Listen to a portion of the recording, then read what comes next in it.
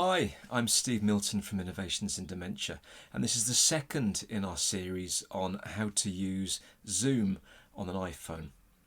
In the first video, I showed you how to download Zoom and register on your iPhone, and in this video, I'm going to be showing you how to accept an invitation to a Zoom meeting and what to do while you're on the meeting. Okay, so someone will have sent us an invitation to a Zoom meeting. So the first thing we need to do is to go to our email package and find the invitation. And there it is. There's our email, so we just click on that. There it is. And can you see the link there where the arrow is? That will take us straight to the meeting. So click there, and there we are, automatically logging us in.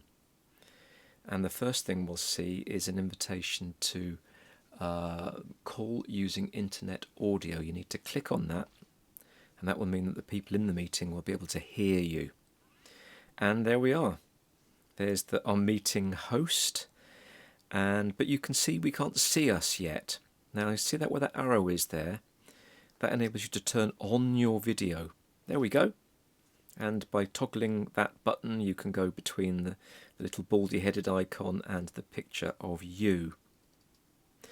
Now, can you see those three little dots at the bottom of the screen? That means that there are three different screens you can use to view the Zoom meeting. And if you swipe with your finger from right to left, it'll take you to this next screen. And here you can see all of the participants in the meeting. There's myself there and my two colleagues from Innovations in Dementia, Philly and Damien. Philly's the one with the furry ears. So swipe back to the main screen again and then swipe again, and that takes you to this screen, which is basically a way of muting your microphone. And there are lots of ways of doing that, as we'll see a little bit later. So let's go back to the main screen, swiping to the left. So I wanted to show you some of the features that we can use when we're using Zoom on the iPhone. I won't be showing all of them to you, partly because I don't understand them all, but I'm going to focus on the main ones that you'll be needing to use when you're starting off on Zoom.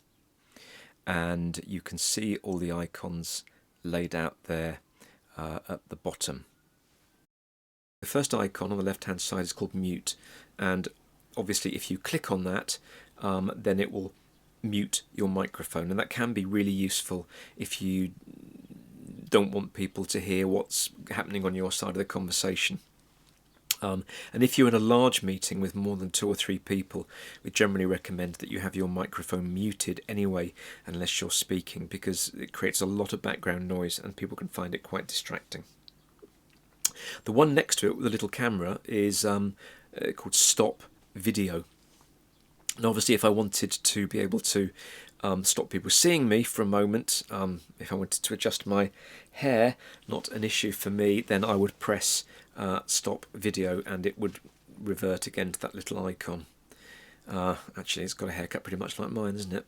There you go. Now, to share content, it might be, for example, that you're chatting with someone and you want to show them a picture that you'd taken, or a document if you're in a work situation. Let's just click on it and see what happens. Okay, so it brings up this big list here of different options. I'm going to click on photos for a minute, and I'm going to choose a nice picture of my kids. They were burying a time capsule, 2 time capsules in the backyard. Okay, so that's done. So I just click on Stop Share there, and that will take us back to the main screen. Now, clicking on Participants, the next icon there, shows us who's in the meeting. So let's click on that. And okay, we can close that. You can see there are all the people that are in the meeting. Let's click on this one that says More, these 3 little dots here. Now we've got a range of different things to do there. So those little thumb and clapping icons, you can press those and they'll come up if you're agreeing with something. So if we press on that, look, hey, the only thing I haven't worked out yet is how to take them off. There you go. I'm learning this as we go along with you as well. Now, probably the most interesting one here is chat. So let's imagine that you're taking part in a group meeting and there's 3 or 4 of you, and you're not speaking but you want to say something. You might click on that and you tap in that little box there, and you might say, I don't know, what a brilliant meeting, and then send, and that will appear in a dialog box and everyone else will see that as well. So let's click on close. Now there are a bunch of other things here which I don't think I need to go into at the moment.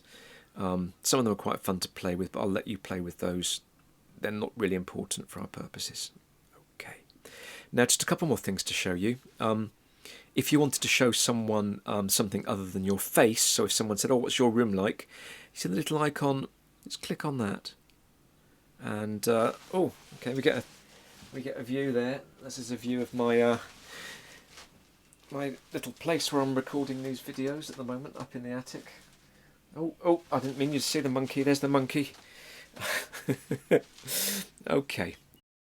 So we just now click on the camera icon there to return the view to our face, and we're all done.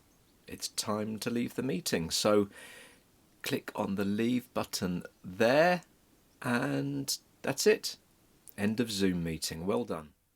So that was relatively straightforward, eh? Give it a go. And if you make a mistake, don't worry, there are plenty of us making mistakes, as you can probably see from the video that I made for you. I'm going to be doing another video in a couple of days, and that will be about how to go about setting up a meeting if you want to arrange to speak to other people. So, yes, speak to you again soon. Bye-bye for now.